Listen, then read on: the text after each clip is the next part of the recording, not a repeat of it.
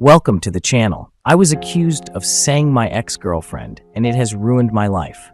Now my friends want to talk after all of these years. Let me just start off by saying that no, I did not S my ex-girlfriend. I was accused of saying my ex-girlfriend about 7 years ago, and it has ruined my life. I was a quiet kid in high school who had a small group of friends. I was a band straight A's, that type of crowd. Now, in my sophomore year, I met my ex, let's call her A, and we dated on and off over a year.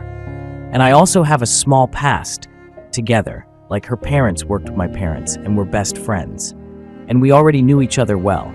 We had no issues within the relationship, and we saw each other at least 3 times a week. We went to separate schools. Now I was the one who did the damage. I broke up with her for multiple different reasons. The main one being her sister tried to stab me with a kitchen knife. A year goes by. Now nearing the end of my junior year, and my buddy, we'll call him Jay, calls me and tells me is accusing me of saying her. I hadn't seen her or spoken to her since our breakup, and Jay and my friend group all knew that, so I naturally shrugged it off and thought it wouldn't be too much of an issue.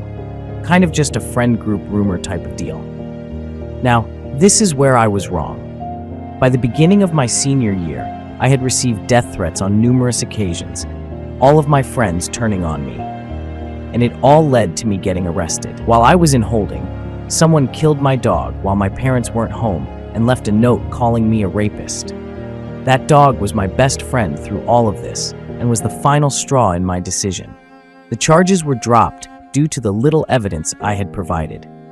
I took my second chance at life and ran away. After high school, which after all the court hearings was only a few weeks away, I had moved across the state, losing all of my high school friends, changed my phone number, and deleted all social media.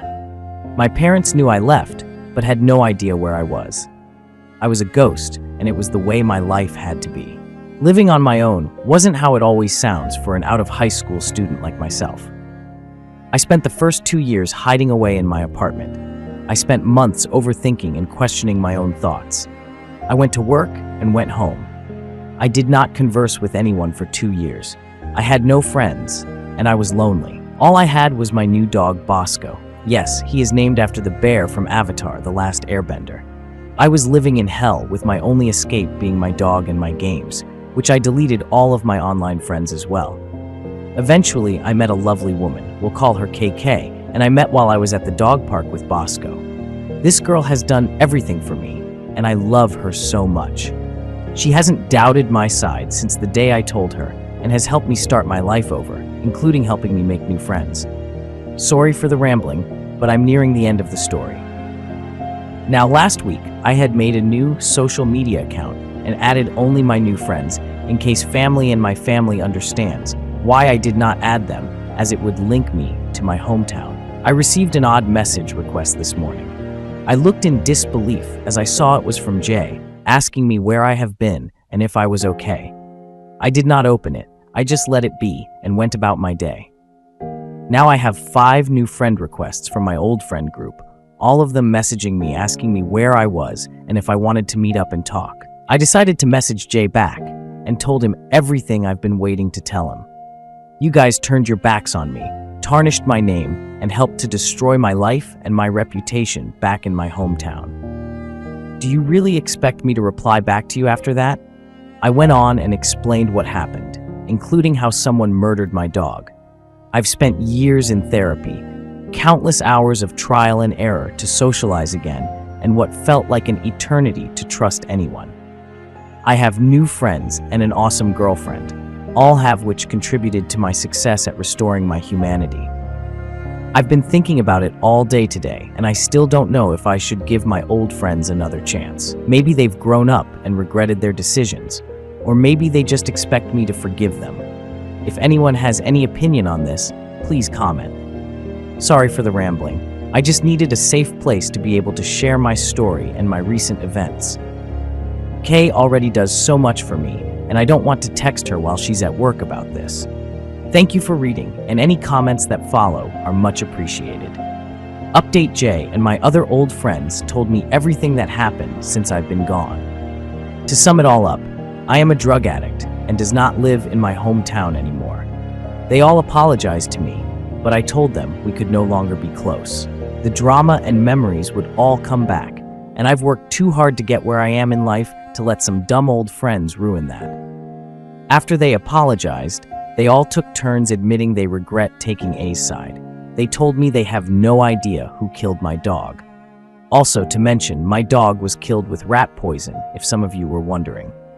However, none of them understood the fact that I cannot be close with them anymore. I blocked them all.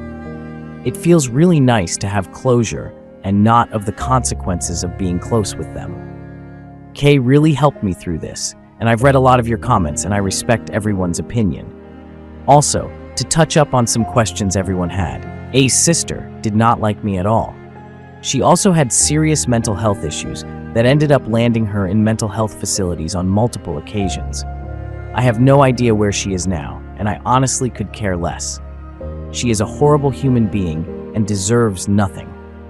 I admitted to the false accusation sometime after I moved across the state. Jay and the others told me they were all at a college party where I was shit-faced and decided it was a good idea to get frisky with another old friend of mine. His name is irrelevant. She told him she came up with the accusation months after I broke up with her because I was her first love and I deserved it. I guess the crazy runs in the family.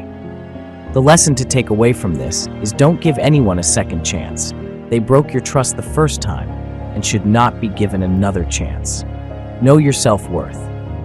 Thank you everyone who commented and gave me some self-esteem. Your opinions are greatly appreciated, more than you know. Second update. Since internet trolls and others are asking for proof or clarification on my expenses, living arrangements, etc., I'll post them so y'all can move on with your lives. 1.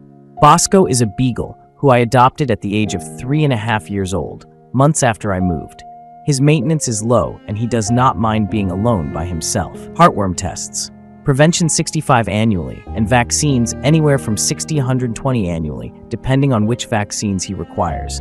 He's an amazing dog who brings joy to me, and I give him a happy home with everything he needs at his disposal. Food, potty pads, and toys all laid out in front of him. 2. Moving across the state at the age of 18 and fresh out of high school is not easy, but I had to do what I had to do. I sold a lot of possessions, drum set, guitars, snowboards, furniture, etc., to afford the first and last month's rent with deposit.